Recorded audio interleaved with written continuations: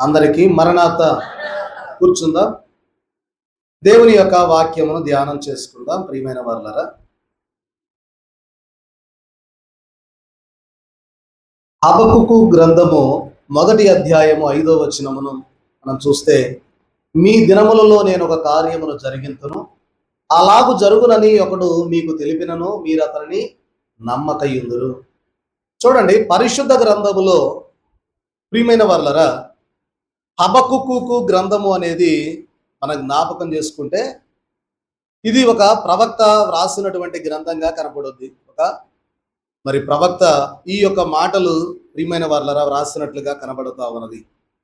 చూడండి, ఇక్కడ ఈ మాట మాట్లాడింది ఎవరయ్యా అంటే, ప్రభువు ప్రవక్తతో తెలియజేసినటువంటి మాట ఏంటి అంటే, మీ దినములలో నేను ఒక కార్యమును జరిగింతును, అలాగు జరుగునని ఒకడు మీకు తెలిపినను మీరు అతనిని నమ్మకయుందురు అని ప్రియమైన వారలారా ఈ యొక్క మాటలు తెలియజేస్తారు దేవుడు ప్రవక్తతో.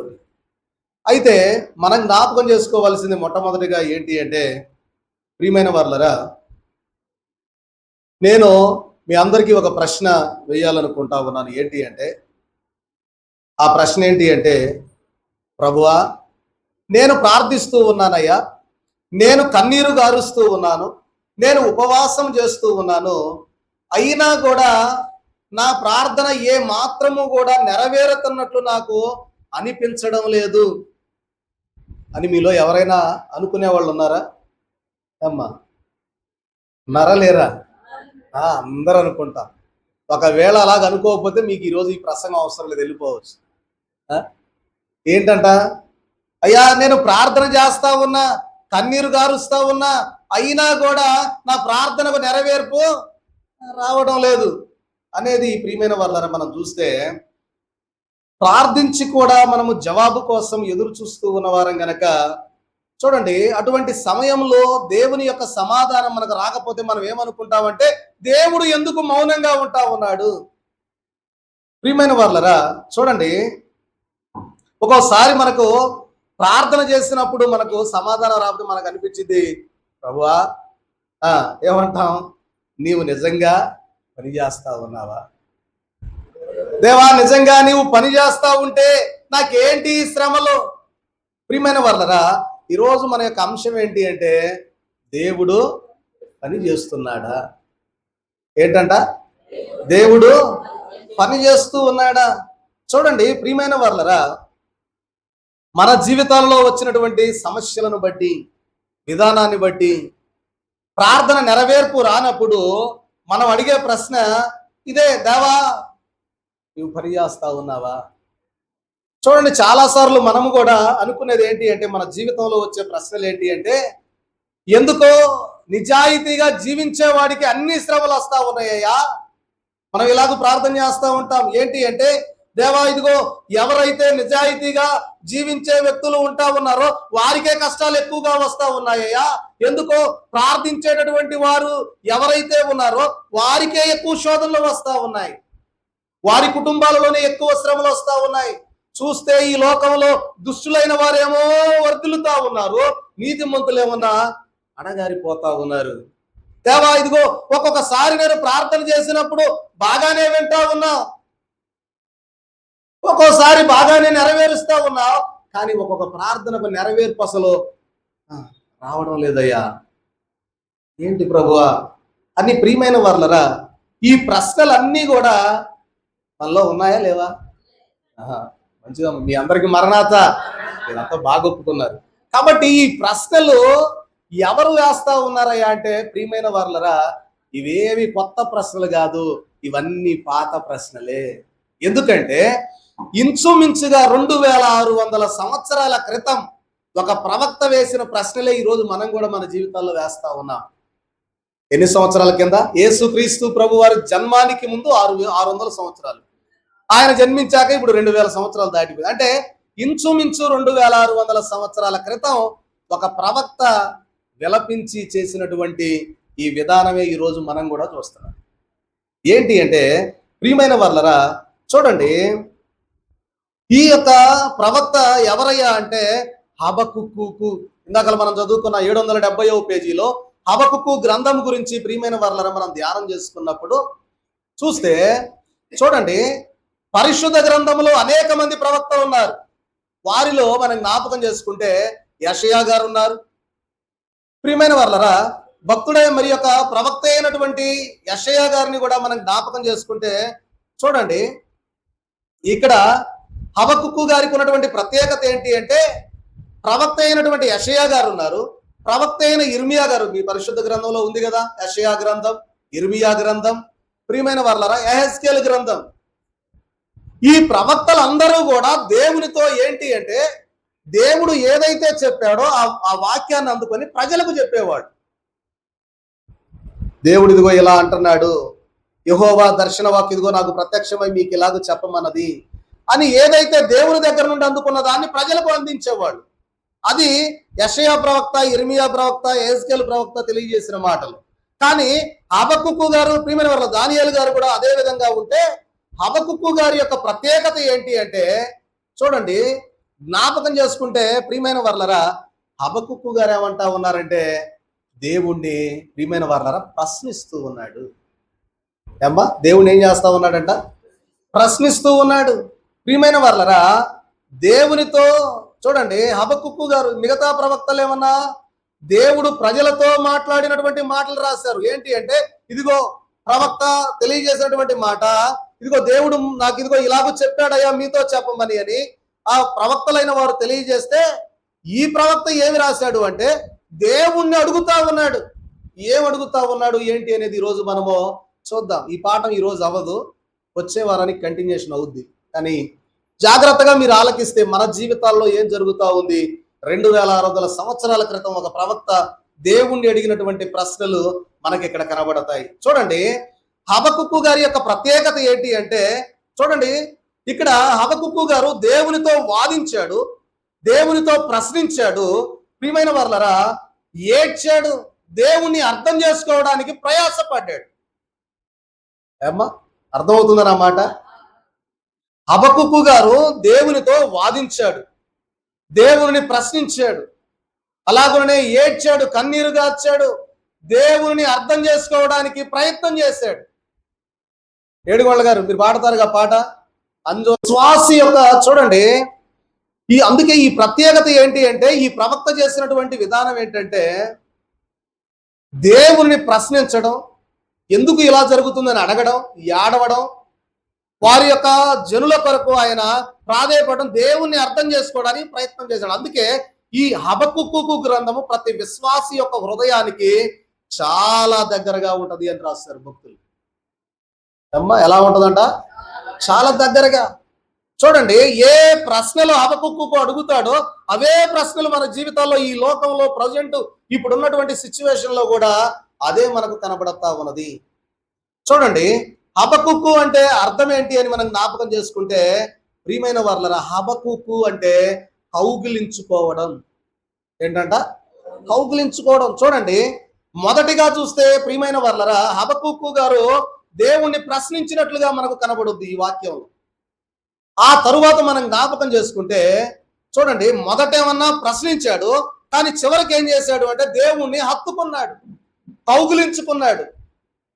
ప్రియమైన వారలారా చూడండి, ఏంటయ్యా అంటే హబకుక్కు అంటే దేవుణ్ణి హత్తుకునే వ్యక్తి, కౌగిలించుకునే వ్యక్తి.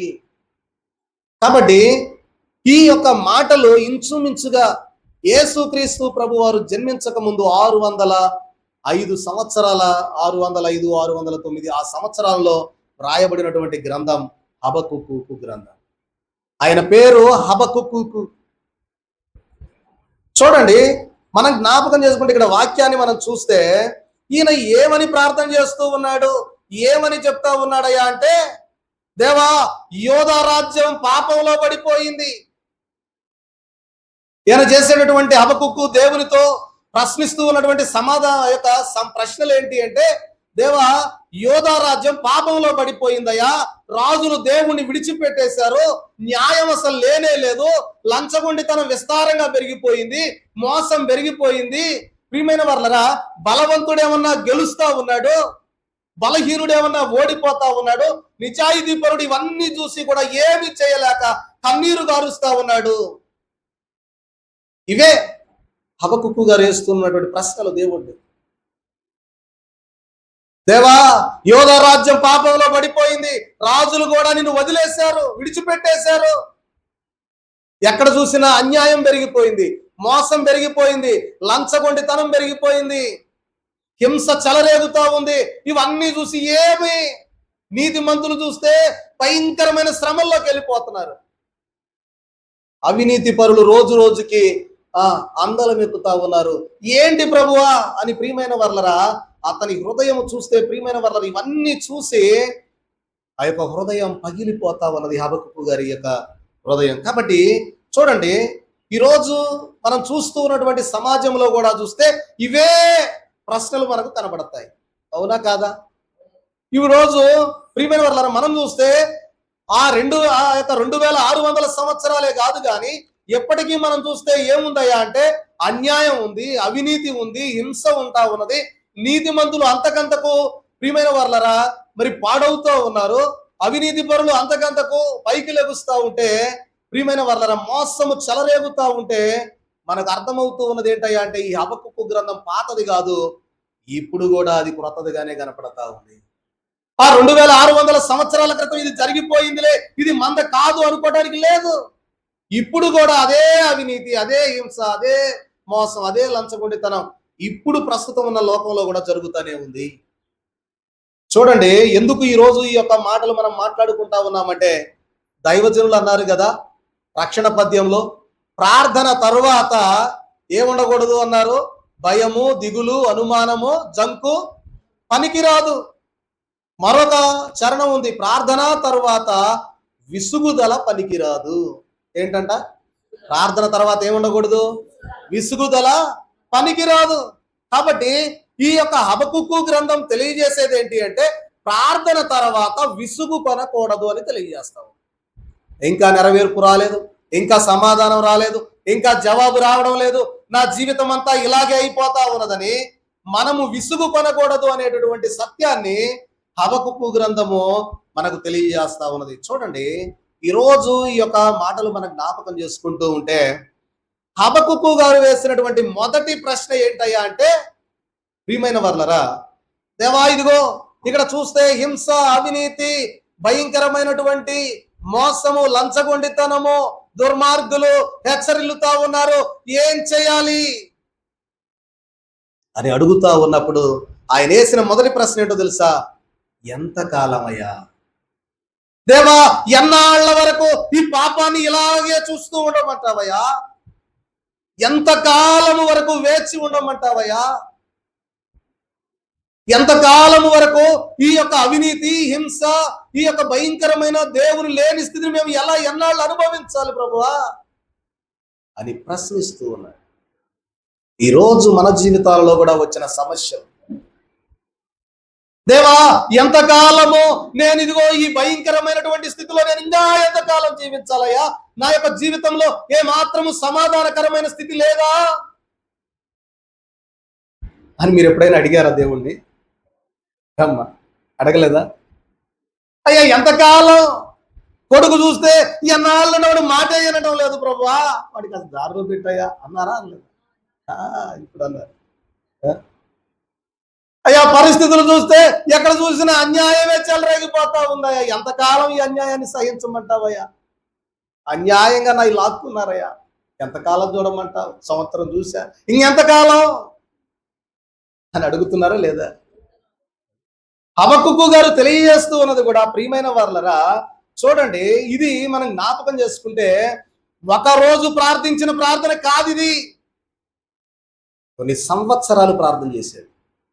మనం ఇలా ప్రార్థన చేస్తాం, రేపు పొద్దున్న నెరవేర్పు వచ్చిందా రాలేదా? నెల ప్రార్థన చేశాం, సంవత్సరం లేదు, దేవుడు లేడు, చర్చకి ఏం లేదు, అక్కడ దేవుడు లేడు, ఏమి లేదు, ఉత్తమ మాటలే ఆశగా చెబుతాడు అంతే. కానీ సంవత్సరాలు హబకుక్కు ప్రార్థన చేశాడు. ఆ తర్వాత ప్రశ్నిస్తూ ఉన్నాడు దేవుణ్ణి. చూడండి ప్రియమైన వర్లారా, మన జీవితాలలో కూడా మనం జ్ఞాపకం చేసుకుంటే దేవా ఇదిగో 10 సంవత్సరాల బట్టి నీ దగ్గరకు వస్తున్నానయ్యా, 10 సంవత్సరాలు నీ సన్నిధిలో ఉంటా ఉన్నాను, ఇంకా ఎంతకాలం నేను చూడాలా? ఆ బిడ్డలు వివాహం కావడం లేదు, వివాహమైన బిడ్డలకి ఇంత కాలానికి ఇదిగో దేవ సంతానం కలగడం లేదు. ఎన్ని సంవత్సరాలు వేచి చూడమంటావు? ఎంతకాలం? ప్రియమైన వారలారా, చూడండి, మన జీవితాలలో కూడా వచ్చే సమస్యలు, ఆరోగ్యం కొరకు మనం ప్రార్థన చేసినప్పుడు ఎన్నాళ్ళు చూసినా నా ఆరోగ్య పరిస్థితి బాగోవటం లేదు, ఇంకా ఎంతకాలం చూడమంటావు? ఎప్పుడు బాగు చేస్తావు? మనకు బాగా పట్టి పీడించే ఒక సమస్య అప్పులు. ఏమండి, అప్పులు లేని వాళ్ళు ఎవరైనా ఉన్నారా? అందరికి అప్పులు ఉంటాయి. మరి డబ్బులు ఎవరి దగ్గర ఉంటాయో నాకు అర్థం కావట్లా. అందరూ అప్పుల్లోనే ఉంటాం, అప్పులతోనే వెళ్ళిపోతాం. సరే, మంచిది. చూడండి ప్రియమైన వారలారా, చూస్తే ఈ అప్పుల కొరకు కూడా మనం ప్రార్థన చేస్తా ఉంటాం. దేవా, అప్పుల నుండి ఎప్పుడు విడిపిస్తావు? ఎప్పుడు ఈ తీరిపోతాయి? ఎంతకాలం? కాబట్టి చూడండి, ఒక ఎదురు చూపు మనకు ఉండాలి అనేది హబక్కూకు గ్రంథం మనకు తెలియజేస్తాం. చూడండి, ఒక రైతు ప్రియమైన వారలారా భూమిని దున్నాడు, విత్తనం వేశాడు, ఎరువు వేశాడు, ప్రతిరోజు ఆకాశం వైపు చూస్తా ఉన్నాడు. ఏమని అంటే, దేవా వర్షం కురిపించయ్యా. ఒక రోజు చూశాడు, 2 రోజులు చూశాడు, 3 రోజులు చూశాడు. ఇంతలో వాళ్ళ పిల్లోడు వచ్చి అడిగాడు, నాన్న వర్షం పడింది అంటావా? విత్తనం అయితే వేసావు కానీ. తప్పకుండా వర్షం పడుద్ది, దేవుడు కురిపిస్తాడు. దేవుడు మనకు అన్యాయం చేసేవాడు కాదు.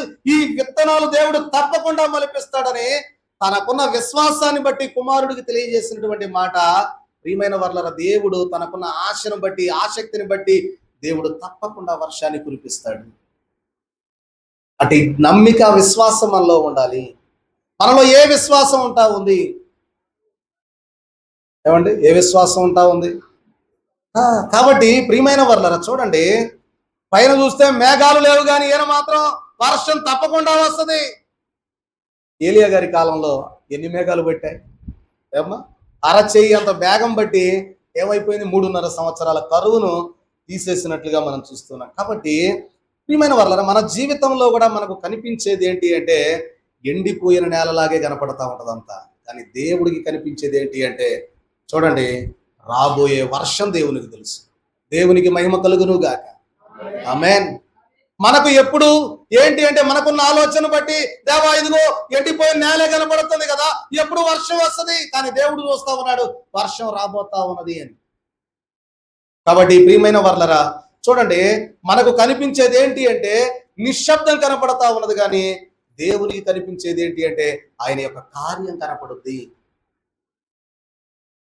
కాబట్టి ప్రియమైన వారలారా, ఇప్పుడు చదువుకుందాం మళ్ళీ ఒకసారి మూలవాక్యం ఏంటి అంటే, ప్రియమైన వారలారా చూడండి, చదవండి. హబక్కూకు గ్రంథం 1వ అధ్యాయం 5వ వచనంలో, మీ దినములలో నేను ఒక కార్యమును జరిగింతును, అలాగు జరుగునని ఒకడు మీకు తెలిపినను, మీరు అతనిని నమ్మకయుందురు. చూడండి, ఇక్కడ వ్రాయబడినటువంటి మాట మనం జ్ఞాపకం చేసుకుంటే, నేనొక కార్యమును ప్రియమైన వారలారా జరిగించుచున్నాను. ప్రియమైన వారలారా చూడండి, అక్కడ రాయబడిన మాట ఏమనుంది ఒకసారి చూడండి, చదవండి అయ్యా ఒకసారి. మీ దినములలో నేను ఒక కార్యమును జరిగించును.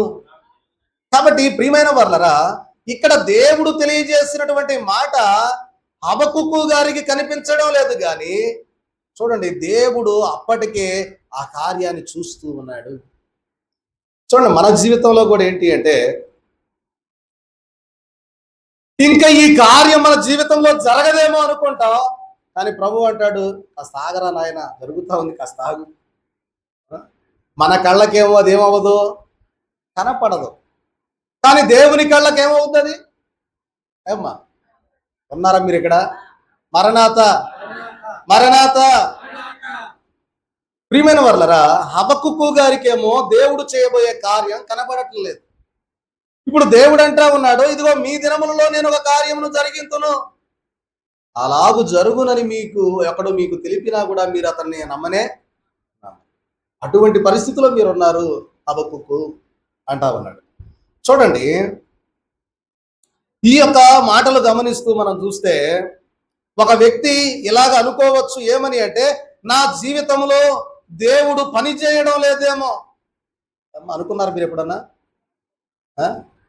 అనుకోలేదా? నేను అనుకున్నా ఎప్పుడో. ఏమనంటే ఎన్నాళ్ళు చూసినా దేవుడు అసలు పని చేయట్లేదు మనకి, ఎన్నాళ్ళు చూసినా కూడా అది ఏం మనం ఒకటి మొదలు పెడితే ఒకటి మొదలు పెడితే ఒకటి మొదలు పెడితే అన్ని మనకి ఏది అసలు లక్కు లేదు, మనకి ఏం లేదు, లక్కు లేదు. క్రైస్తవుడికి లక్కు ఉండదు. ఏముంటదంట? దేవుని కృపే. అది లక్కు, లక్కీగా, అదృష్టవశాత్తు అవి ఉండవు మనకి. ఏముంటదంటే దేవుని కృపే మన వెంటాడుతూ ఉంటది. కాబట్టి ఒకవేళ మనం అనుకోనవచ్చు ఏంటి అంటే నా జీవితంలో దేవుడు పని చేయడం లేదని ఒకవేళ మనం అనుకుంటే, ఈరోజు ఈ వాక్యం మనకు దేవుడు తెలియజేస్తూ ఉన్న మాట ఏంటయ్యా అంటే, దేవుడు అంటూ ఉన్నాడు, నా కుమారుడా, నా కుమార్తె, ఈరోజు నువ్వు చూడలేకపోతూ ఉన్నావు అంతే, కానీ నేను నీ పని చేస్తూ ఉన్నాను అని దేవుడు మనకు ఈ వాగ్దానం చేస్తా ఉన్నాడు. నువ్వు చూడలేకపోతా ఉన్నావు అంతే, నీకు కనబడట్లా, కానీ కార్యం అనేది ఏమవుతా ఉంది? జరుగుతూనే ఉంది. ఇది జ్ఞాపకం ఉంచుకో. నువ్వు అనుకుంటా ఉన్నావు ఏం లేదు అమ్మా, వర్షాలు పడవు అనుకొని ప్రార్థన మొదలు పెట్టావు. దేవుని కృపను బట్టి రోజు వర్షాలు కురుస్తూనే ఉన్నాయి. అన్నమ్మ గారు రాలేదు ఇలా, మొన్న అన్నది ఆడ కురుస్తున్నాయి వానలు అని, కురుస్తూనే ఉంది. దేవునికి మహిమ కలుగును గాక. ఆమేన్. ప్రియమైన వారలారా, చూస్తే దేవుని యొక్క మౌనము చూడండి, లేదా దేవుని పని చేయడము అనేది మనం చూస్తే, ఈరోజు మన యొక్క ధ్యానాంశముగా హబక్కూకు గ్రంథం 1 నుండి 5-6 వచనాల వరకు జ్ఞాపకం చేసుకుని ముగించుకుందాం. చూడండి, 1వ అధ్యాయము 1 వచనాలలో నుండి మనం చూస్తే అక్కడ హబక్కూకు గారు అడిగినటువంటి ఒక ప్రశ్న మనకు కనపడుద్ది. ప్రభువా, ఎంతకాలం? ప్రియమైన వారలారా, ఈరోజు ఈ యొక్క ప్రశ్నలో ఉన్నటువంటి ఆ దాగి ఉన్నటువంటి ఆ యొక్క వేదన ఏంటి? హబక్కూకు గారు అడుగుతూ ఉన్నటువంటి ఆ ప్రశ్నకు దేవుడు ఏమని స్పందిస్తా ఉన్నాడు? ఎలా స్పందిస్తాడు దేవుడు? చూడండి, అన్ని స్పందనలు వేరు. ఇక్కడ హబక్కూకు గారికి దేవుడు స్పందించిన విధానం వేరు. అదే ఈరోజు ప్రత్యేకంగా ఉంటది. చూడండి, హబక్కూకు గారు కేవలము ప్రియమైన వారలారా దేశముల గురించి ఆడవలేదు, కానీ ఏంటి, ఎందుకు ఆయన కన్నీరు గార్చాడంటే, ఇన్ని జరుగుతా ఉన్నా కూడా దేవుడు ఎందుకు మౌనంగా ఉంటున్నాడు? ఏమ్మా, ఎప్పుడైనా ఆలోచించారా మీరు?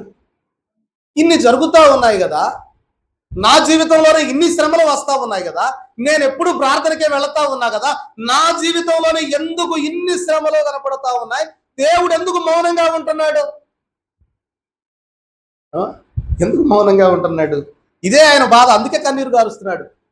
హింస చెలరేగుతా ఉంది, మోసం చేసేవాడు మోసం చేస్తున్నాడు, అవినీతి పరుడు అవినీతి చేస్తా ఉన్నాడు, లంచగొండిగాళ్ళు లంచం వసూలు చేస్తానే ఉన్నారు, నీతి మంతులు దినదినమునకు వాళ్ళు పడిపోతా ఉన్నారు, దుర్మార్గులు అంతకంతకు హెచ్చరిల్లుతా ఉన్నారు. ఏంటయ్యా అసలు ఏంటి? ఇవన్నీ చూసి కూడా మౌనంగా ఉంటా ఉన్నావేంటి అనిపించిందా ఎప్పుడైనా మన జీవితంలో? ప్రియమైన వారలారా, మనం ఒక రోజు ప్రార్థన చేస్తాం, 2 రోజులు చేస్తాం, 1 నెల చేస్తాం, 1 సంవత్సరం దాటేటప్పటికే మన హృదయం కూడా ఏమైపోద్ది అంటే బండ పారిపోద్ది. ఇక వేస్ట్, అసలు అనవసరం అమ్మా. ఒక భక్తుడు, ప్రియమైన వారలారా, మరి నాకు పేరు గుర్తు రాలేదు, కానీ ఆ తల్లి కన్నీటి ప్రార్థన, ఆ తల్లి బ్రతికున్నంత కాలం, ప్రార్థన చేసినంత కాలం త్రాగుబోతుగానే తిరిగాడంట. ఆమె మరణించిన తర్వాత మారు మనస్సు వచ్చి ఆయన తన తల్లి రాసినటువంటి ఉత్తరాన్ని తీసుకొని చదివి, ప్రియమైన వారలారా, ఇప్పుడు ఆయన ఒక కొటేషన్ చెప్పాడు. ఏంటి అంటే, నా తల్లి కన్నీటి ప్రార్థనలో నేను ఈ భూమి మీదకు పుట్టుకు వచ్చాను అని కొటేషన్ రాశాడు. తన తల్లి యొక్క కన్నీటి ప్రార్థన తన మరణానంతరం అతను ఏం చేసిందయ్యా అంటే, ఒక గొప్ప కొన్ని దేశాలకు ఒక సువార్థికుడు అయిపోయాడు, లక్షలాది మందిని రక్షించాడు. సరే, అంటే తన తల్లి అనుకోవచ్చు, నేను 1 సంవత్సరం ప్రార్థన చేశాను, నా కుమారుల్లో ఏ మార్పు రాలా, ఏం పర్వాలా, నువ్వేం బాధపడాల్సిన పని లేదు, కానీ దేవుడు ఒక రోజు తప్పకుండా వాళ్ళని బాగు చేస్తాడు అనే విశ్వాసంతో మనం ఈరోజు ఆయన సన్నిధానంలో ఉండాలి. మరణాత. ప్రియమైన వారలారా, మనం జ్ఞాపకం చేసుకుంటే ఇక్కడ కొన్ని సంవత్సరాలు 10 సంవత్సరాలైనా కూడా ప్రియమైన వారలారా మనం చూస్తే మనం అంటాం, ప్రార్థన నెరవేరకపోతే దేవా అసలు వింటున్నావా ప్రార్థన? ఏమ్మా, మనం అనుకునే మాట ఏంటి? అసలు నువ్వు ఉన్నావా? ఉంటే ఎందుకు చూడట్లేదు? ఒక భక్తుడు ఏదో సినిమాలో పాడాడు కదా, ఉన్నావా అసలు ఉన్నావా అని. అమ్మా, విన్నారా మీరు? ఉంటే కళ్ళు మూసుకున్నావా, ఈ లోకం కుళ్ళు చూడకున్నావా అని భక్తుడు ఆయన రాశాడు. చూడండి, ఇక్కడ చూస్తే మనం వేసే ప్రశ్న, అసలు నువ్వు వింటున్నావా నా ప్రార్థన?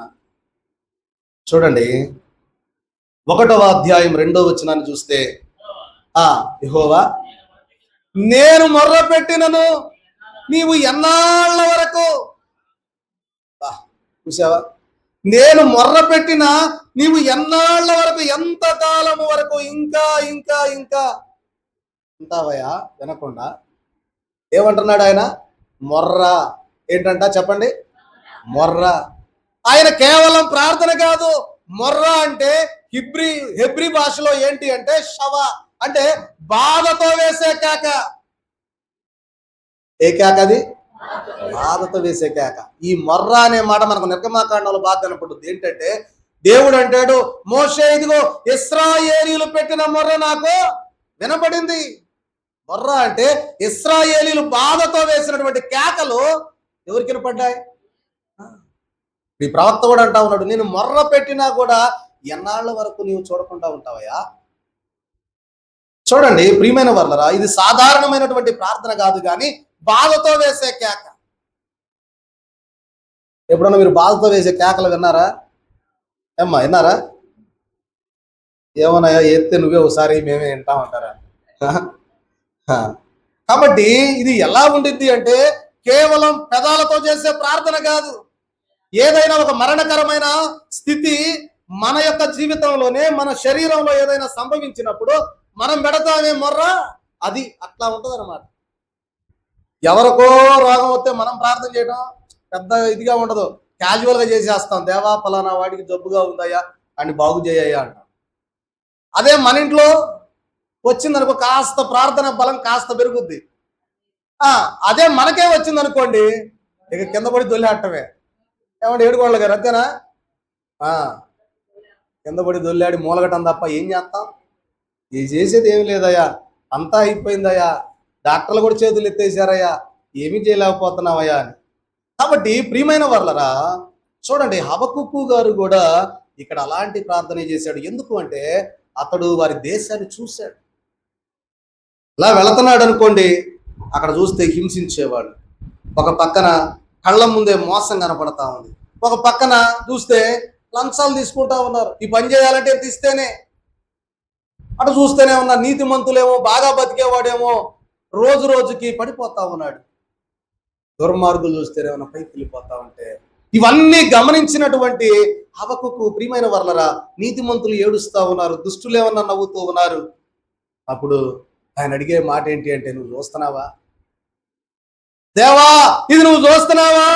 ఇదిగో చూడు, నా కళ్ళతో నేను చూస్తా ఉన్నాను, ఇవన్నీ నువ్వు చూస్తున్నావా?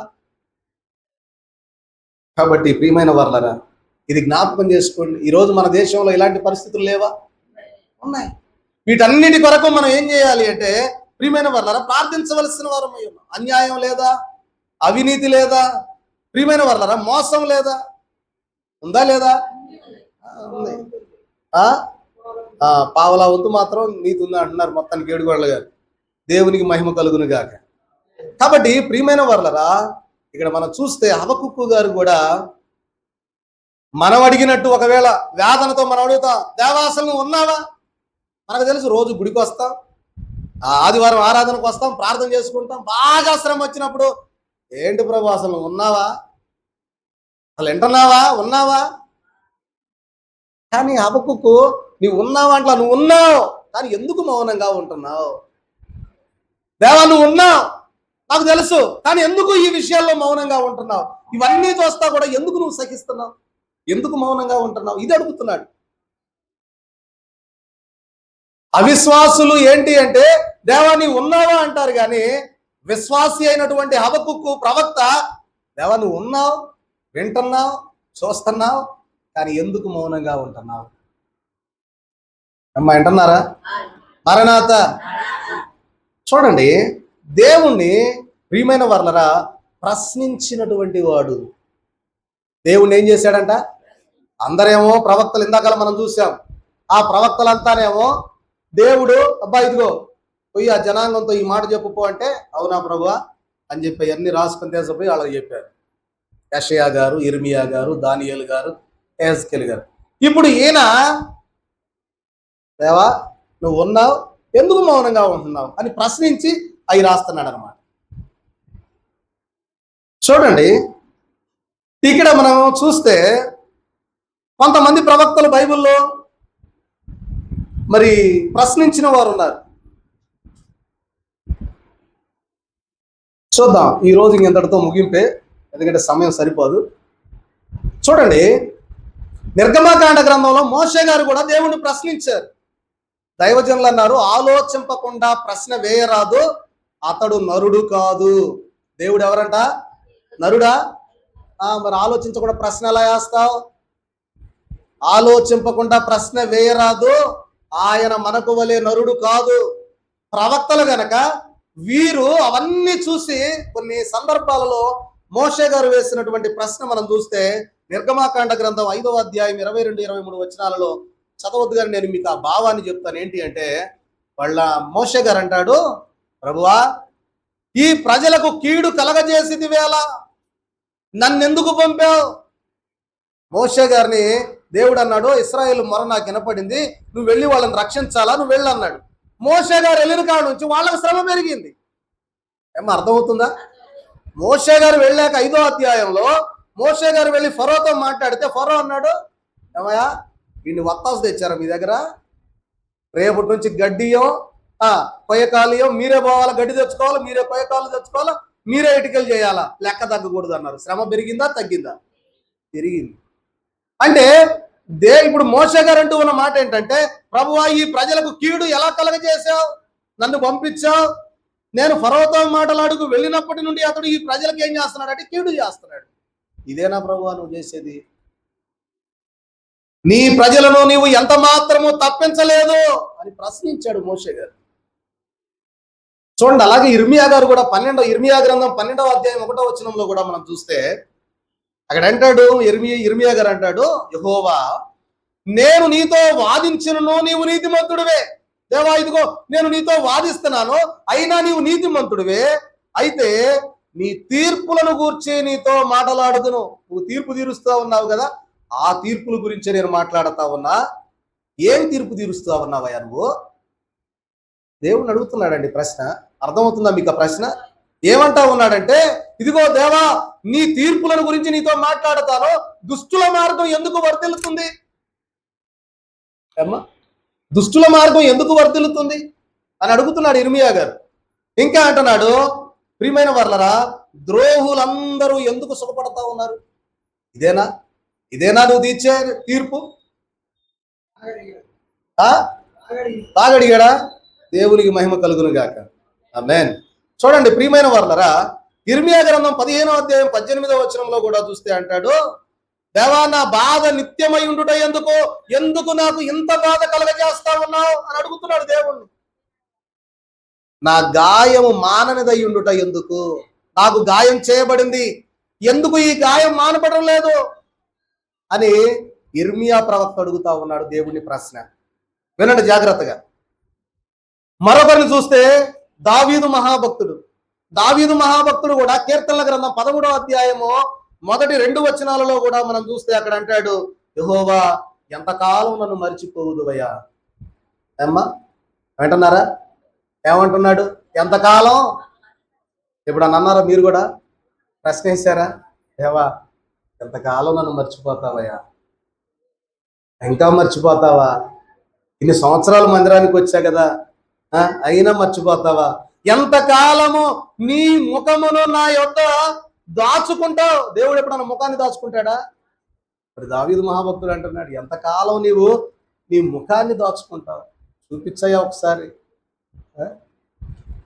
తర్వాత ఇప్పుడు అసలు మన హీరో హబక్కుకు గారు, ఆయన అడుగుతూ ఉన్న ప్రశ్న ఏంటి అంటే, యెహోవా నేను మొరపెట్టుచున్నాను, నీవు ఎంతకాలం వినవు?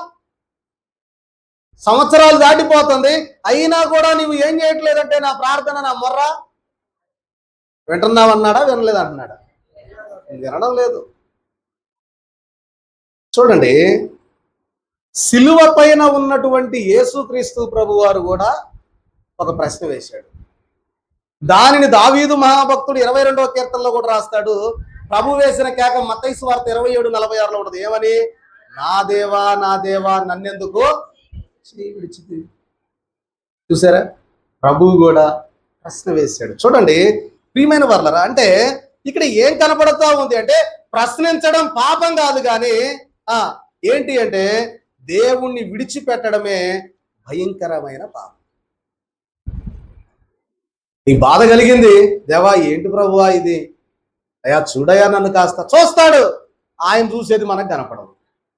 అయినా నీ మనస్తృప్తి కోసం, దేవా ఏంటయ్యా ఈ బాధ అనుభవించలేకపోతున్నాను, కాస్త చూడయా అని నువ్వు అడగడం, ప్రశ్నించడం తప్పు కాదు, కానీ ఆయన నీ ప్రార్థన అసలు వినడమే లేదని నువ్వు ఆయన విడిచిపెట్టి వెళ్ళిపోవడం అనేది అమ్మా చాలా భయంకరమైన పాపం.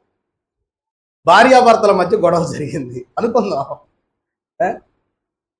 ఏమయ్యా నువ్వు చేసావు, ఇదేంది తప్పు కదా, ఎందుకట చేసావు అని చెప్పి నిలదీయటమే బాగుంటుందేమో, కానీ నువ్వు నిలదీసావు కనుక వెళ్ళిపోతున్నా అని చెప్పి వెళ్ళిపోవడం మంచిదంటారా? ఏది పాపం, ఏది పెద్దదిగా ఉంటుంది, ఏది భయంకరం? వెళ్ళిపోవటమా, తగాదాలు ఆడుకోవటమా? అట్టని చెప్పి మీరు తగాదాలు ఆడుకోబాకండి, మీ అందరికి మరణాత. ప్రియమైన వర్లారా, చూడండి ఇక్కడ మనం చూస్తే హబక్కుకు గారు చేసినటువంటి గొప్ప పని ఏంటి అంటే, సమస్య చెలరేగినప్పుడు ప్రజల యొద్దకు వెళ్ళాలా. ఏంటా మీరు ఇలా చేస్తున్నారు, ఇది మంచిది కాదని ప్రజల దగ్గరకు వెళ్ళాలా. ఏంటి ఇలా చేస్తున్నారని ప్రజల దగ్గరికి వెళ్ళాలా. రాజు దగ్గరకు వెళ్ళాలా, దేవుని దగ్గరకు వెళ్ళాడు. దేవుని దగ్గర అడుగుతా ఉన్నాడు. స్నేహితుల దగ్గరకు వెళ్ళకుండా దేవుని దగ్గరకు వెళ్ళాడు. ఇదే అసలైన హబక్కుకు గారి యొక్క విశ్వాసం. దేవుణ్ణి అడుగుతా ఉన్నాడు, ఏంటి ఇది, ఏంటి ప్రభువా ఇలా జరుగుతుంది. చూడండి, మన జీవితాల్లో కూడా మనం సమస్య వచ్చినప్పుడు మొదటిగా మనం మన వాళ్ళని ఆశ్రయిస్తాం. చేసేది ఏముండదు, జీరో. మన వాళ్ళు చేసేది జీరోనే, మన ముందు నటిస్తారు అంతే, చేసేవాడు ఎవడూ లేడు. దేవుని దగ్గర నువ్వు మొర్రబెట్టు, దేవుడు ఆలకిస్తాడు. ఇది మాత్రం వాస్తవం. కాబట్టి దేవుడు తెలియజేస్తున్న మాట ఏంటి అంటే, చిన్న సమస్య వచ్చినా మనం ముందు ఎతికేది మన మనుషుల్ని. చివర్లో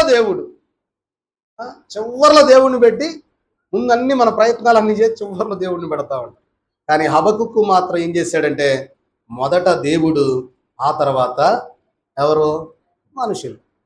చూడండి ప్రియమైన వర్లరా, మనం అడగవలసినటువంటి రీతి ఏంటి అంటే, ఒక ఉదాహరణ మనం చూస్తే, ఇక్కడ ఒక వ్యక్తి ఒక బావి పడడం కోసమని, నీళ్లు కోరడం కోసమని ఒక 10 అడుగులు గుంత తీశాడు. మొదట నీళ్లు బళ్ళ, తర్వాత రెండో గుంత తీశాడు, ఒక 15 అడుగులు తీశాడు బళ్ళ, మూడో గుంత కదా పెద్దదిగా 20 అడుగులు లోతు తీశాడు, అక్కడ కూడా బళ్ళ.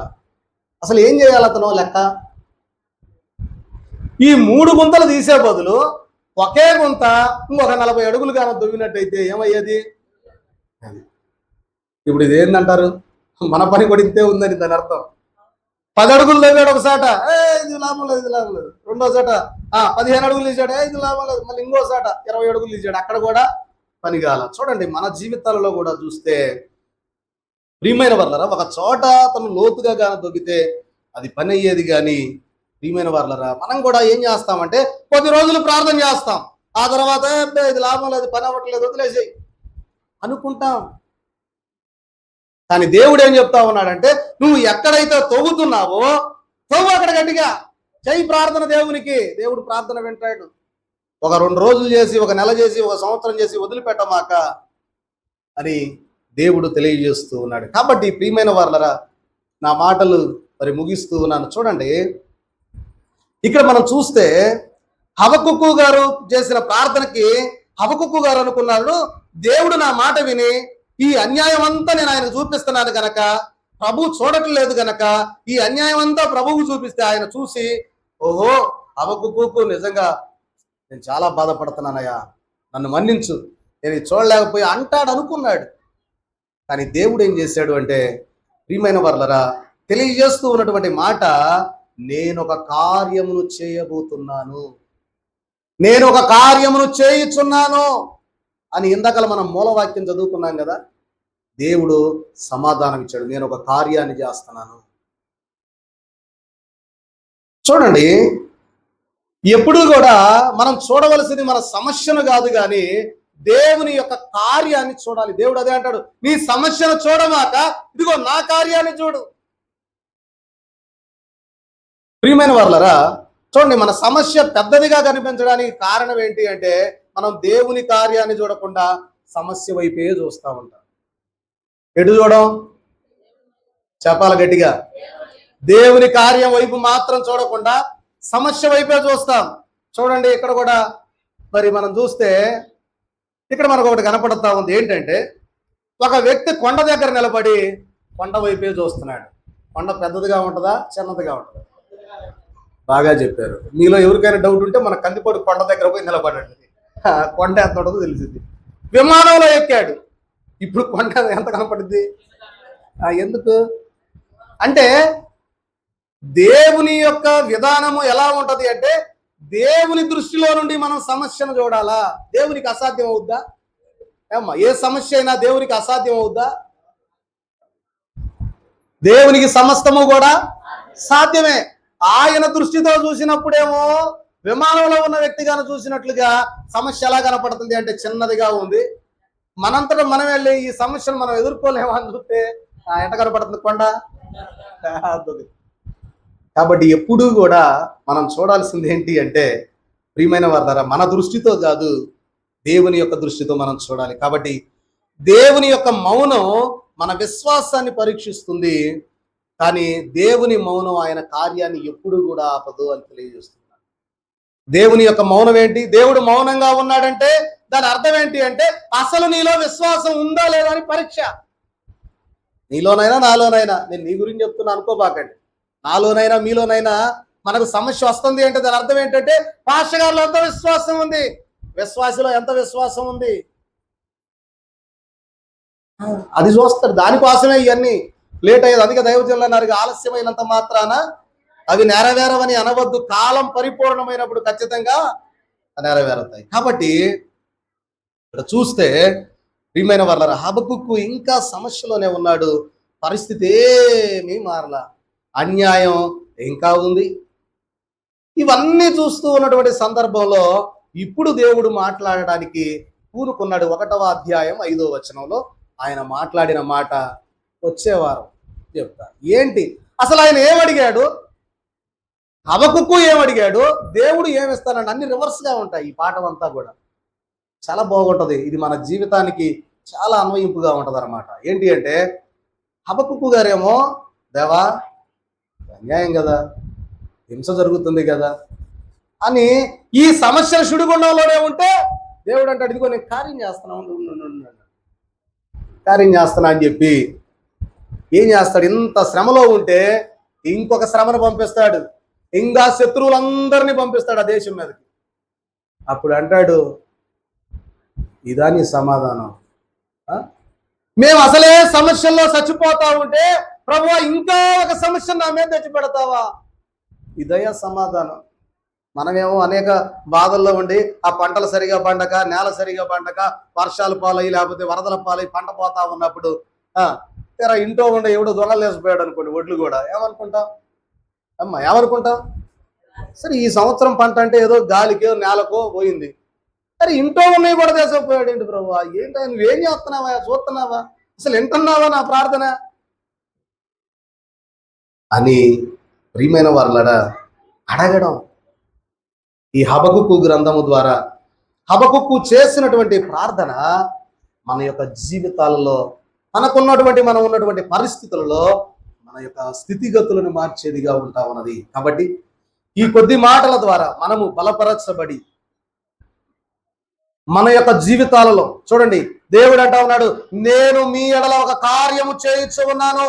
ఓ ప్రియ నా కుమారుడా కుమార్తె, నువ్వేమి దిగులు పడవద్దు, నీకు నేనున్నాను అని దేవుడు ఇచ్చే అభయ హస్తాల కింద చేరి వచ్చిన మన ఎల్లరను ప్రభు దేవుడు తన కృపలతో వర్ధిల్లజేసి బలపరచును గాక. ఆమేన్. మహోన్నతుడును సర్వోన్నతుడు ఉన్న దేవ, మీ ఘనమైన నామమును బట్టి మీకు వందనములు స్తోత్రములు చెల్లిస్తూ ఉన్నామయ్యా.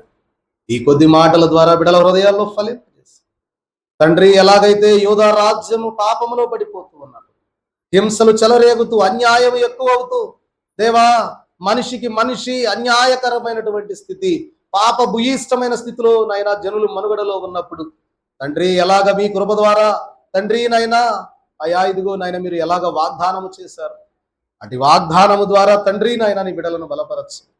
ఈ రోజు నీ వాక్యము విన్నటువంటి నాయన నీ బిడలు తండ్రి, వారి హృదయాలలో మీ మాటలను తండ్రి ముద్రించుకొని, దేవా, ఎన్ని వత్సరములు గడిచినా మిమ్ములను విడవకుండా ఉండేటటువంటి విశ్వాసముతో అట్టి పరీక్షలోనైనా 100కు 100 మార్కులు తెచ్చుకోగలిగేటటువంటి బిడలుగా నీ బిడలను దీవించి ఆశీర్వదించి బలపరచమని నజరేయుడై ఉన్న యేసు క్రీస్తు వారి నామములో అడిగి వేడుకొనుచున్నాము మా పరమ తండ్రి, ఆమేన్. అందరికీ మరణాత.